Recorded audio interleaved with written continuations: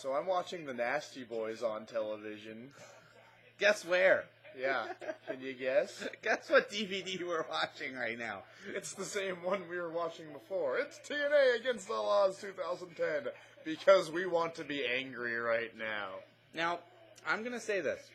I actually like the fact that TNA went out of their way to find classic tag teams to take on the Dudleys in kind of that dream matchup, scenario.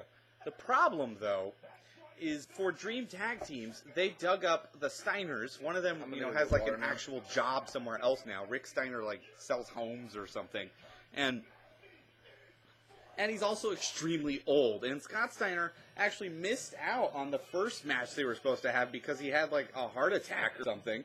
Didn't he have a heart attack in Puerto Rico? Scott Steiner. Oh, yeah. Yeah, he legitimately almost died. I mean, so that tells you what kind of physical condition these guys are in.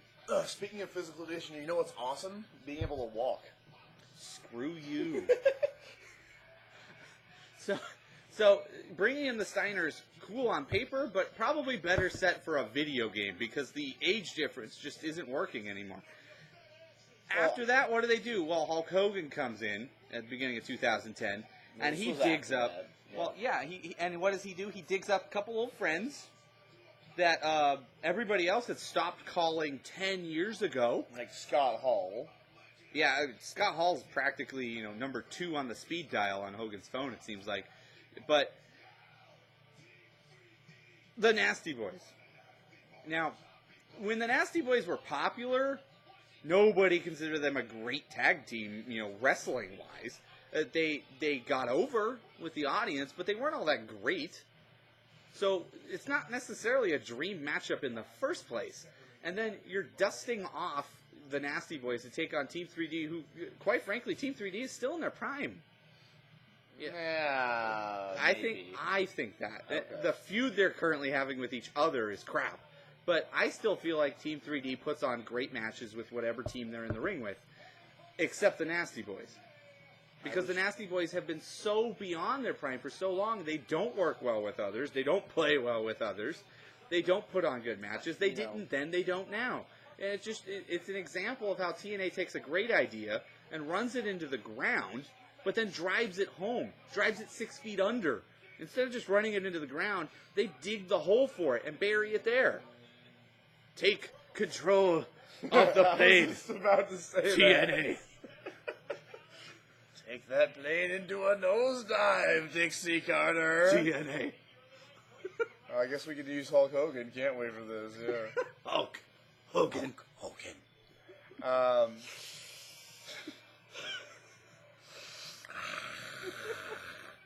Anyway, enough with the Warrior impressions. You do 10 minutes on that. Yeah, seriously. It'd be like WWE, do 2 hours on it. Yeah. The best comedy I own, by the way, is the Ultimate Warrior DVD. Self-destruction. But I still say it's. You can take the problems with the tag division thing that we're watching now, and it's the same thing that you say about the singles division, which is that, are you telling me there aren't talented young tag teams out there? Where would those talented young teams be? I haven't seen any. They're in Ring of Honor. What's that? Yeah, no.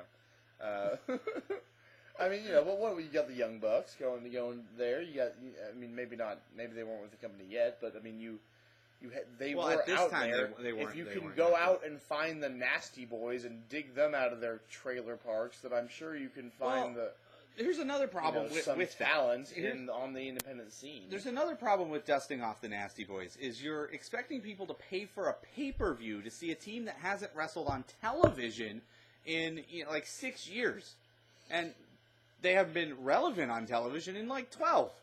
And you're asking people to, I don't know what TNA pay-per-views are anymore because I haven't even looked at buying one in a very long time. Victory Road costs $35. So you're asking people to pay $35 to watch a tag team that's completely irrelevant and it will not stay with the company and isn't going to go anywhere in a supposed dream match. You're asking way too much of your fans. Who's gonna win, by the way? Who wins this match? Yeah. I believe the Nasty Boys win. Do they really? Yeah. That's amazing. Yeah. Anyway. They used their technical prowess and cunning wit and intense in-ring speed. I think you're a liar. I think you're a dirty, dirty liar. I may have lied about a lot of things just now, but not about who wins the match. Well, leave it at that. Regardless of that, can you tell me? I do have one question for you. Since we're talking about TNA's tag team division, tell me who is the current TNA tag team champions right now? Beer Money? Do you know? Isn't it Beer Money? Do you know? Not really. I think it's Beer Money. I think it is Beer Money. No, it is Beer Money because I looked it up for that tournament. There you go. I'm just saying. Took us a minute.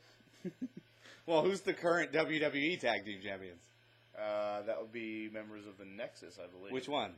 Slater. No, and they're not members of Nexus. They're members of Core. They're not members. What? They're members of the Core. Slater and Gabriel. That's right. Yeah, okay. That's right. Yeah. Took us a minute. Yeah, it did. No, it did. His tag team. Okay, now who's the current Ring of Honor Tag Team Champions? The Kings.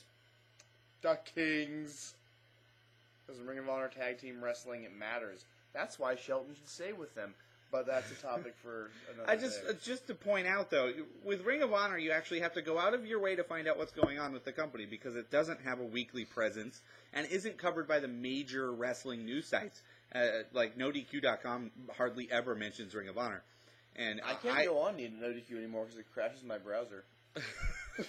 But I PWI mentions Ring of Honor. I follow them on Facebook, so I don't even have to go to their website to get the stories, which is pretty cool. Aaron Riff does a great job with NoDQ.com, by the way. But it's a great site. But yeah, you have to go out of your way to find out what's going on in Ring of Honor, and they go out of their way to make sure you know what's going on in their company. And that's why knowing that the Kings of Wrestling are the tag team champs in that company, not that hard to find. Right. Also, naming 3 or 4 contenders for their title is also not difficult. While going to the other companies, especially TNA, they used to tout having a great tag division, and for a while they were 5-6 deep as far as tag teams go.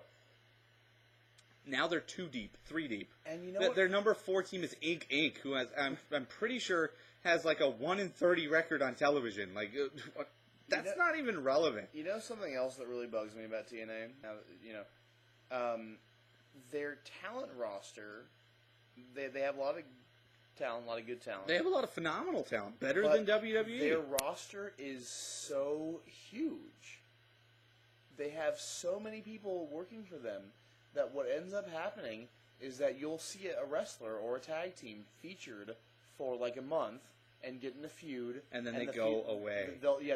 And they'll have the blow off at the pay-per-view, and then you will not see them again for like 2 months. Same thing happens in the X division. Yeah. You'll see a great feud like Amazing Red when he was the champ in the X division recently.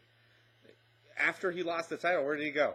Who knows? Where are the guns right now? I mean, where's... Probably in Japan, earning more money. I'm not sure I really should be saying this, but where is Orlando Jordan? I'm just kind of curious, so I cannot be there. Wherever there's a bunch of lotion. And hot wax and blow-up dolls. That's where... And milk. Or was it cream? He's on a farm right now. Yeah. He's stirring up some cream right now. But I mean, that's what I'm saying is like, their roster is too big, and people, and I've heard TNA marks say things like, "Oh well, it's no bigger than WWE's roster." Yeah, but WWE has 4 television programs. They have 2 2-hour programs. They realized a long time ago if they're going to employ a bunch of wrestlers, they need to separate them into groups and just promote them as groups. Yeah.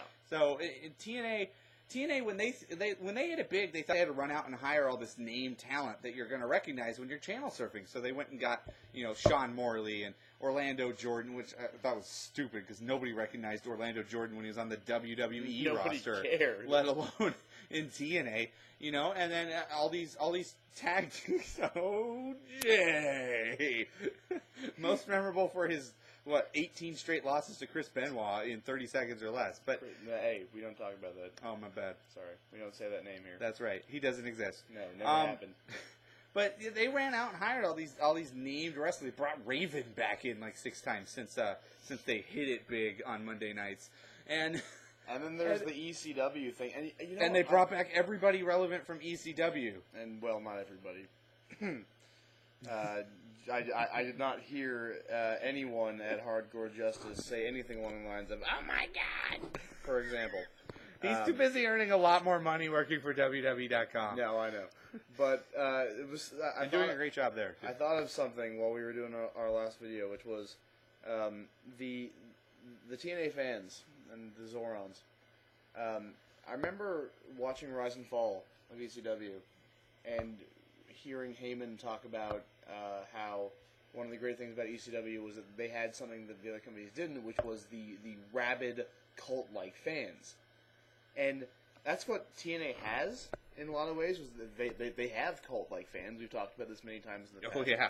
And that's why like I said, they're drinking TNA's Kool-Aid. TNA has done such a number on them of like, you guys are the revolution. You guys are the TNA. Join us. Believe. If you believe in TNA, it will be better. And all I keep thinking of is the Heaven's Gate cult, or that Applewhite guy that was leading them that had the crazy gray hair, and yeah. And it was like, hey, that comet's going to go by, and you should all jump on board. Well, this is a TNA comet, and they're trying to get as many people on board before it totally implodes on a 3-hour pay-per-view, and it nearly friggin' happened at Victory Road 2011. It will. How much longer? The Nasty Boys just won their match because okay. they got the rub on the Dudleys. Nice.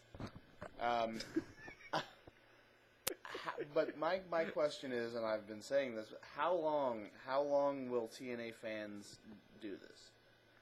Well, what is it going to take? Let me just Jeff Hardy has been pulled from the Impact. Jeff Hardy, for your safety, by the way. Jeff Hardy will not be in another main event. I can almost guarantee you that. Not in TNA. No. I'm not gonna go there. I'm not gonna guarantee that. You know why? Because TNA would be the kind of company that would bring him back in. He would apologize to the fans. He'd turn face. He'd do some awesome promo where he regrets what he did, and he's really mournful of his actions. This is not the first time. And it won't be the last time, as far as TNA is going to screw stuff up again. There's nothing that tells me that they're not going to bring him back at some point. I do feel like it should be his final main event ever. I think he wrote his own death sentence, but I don't think it is. TNA does not act like a responsible adult. That's what TNA is. Not a responsible adult. TNA is a 17-year-old with the keys to the car and no license and a whole bunch of money for booze. That's that's what TNA is. TNA is Hogan, Nash, Bischoff. Not Nash anymore. He left. No, okay. So it's TNA. Leave Nash out. He's Diesel now, by the way. That's right. TNA's Hogan, Bischoff, and their buddies, on and off camera. Yeah, using it as their personal playground. And TNA is RVD, Jeff Hardy, Mr. Anderson, and Kurt Angle sitting around smoking pot and being like, "Hey, we can do drugs now again." I mean, come on. Like, why do you think Booker T was there? Why do you think Scott Steiner is there? The talent only became available because they were either A, violating the wellness policy, or B, washed up talent. So, I mean, that's what you're trying to book as the most important part of your company. And Dixie Carter, you don't need those people. You blatantly ignoring the people who got TNA where they are. You've got AJ Styles. You've got Samoa Joe. You've got the Machine Guns. You've got Beer Money. You've got Kazarian. You've got the talent. Suicide, even. I even throw Suicide in there. You don't need these fuckers. And you think you brought Hogan in. You brought these guys in, and you brought Hogan in because you think they would up your ratings and they would draw your money. Jimmy Hart came out. How has that worked out for you? Hulk Hogan's personal friend, Jimmy Hart. Jimmy Hart, yeah. How are your ratings doing? Tell me. Are you any bigger now than you were before Hogan? Are you making any more money? No. Isn't that the rumor all over the internet that they're hemorrhaging cash? It's time for you to try something new. Because this is not working, and more and more people are slowly turning against you. All I'm going to say, I can't wait for WWE's Rise and Fall of TNA DVD to come out in 2015. I'll buy it.